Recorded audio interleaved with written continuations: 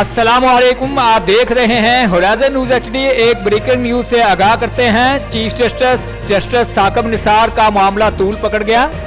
साबिक chief justice का कहना था कि अभी ज़हन नहीं बनाया, बल्कि अभी तो देख रहा हूं कि क्या करना है। टीवी पे भी देख रहा हूं, फोन ही इतने आ रहे हैं, तो इंशाल्लाह देखेंगे जो भी करना हुआ।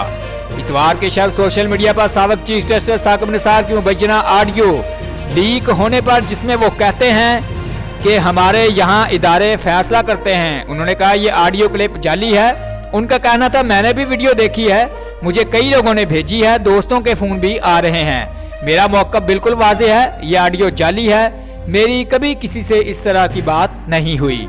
रिपोर्ट महबूब चौधरी, सरपरस्ते आला होराइजन न्यूज HD।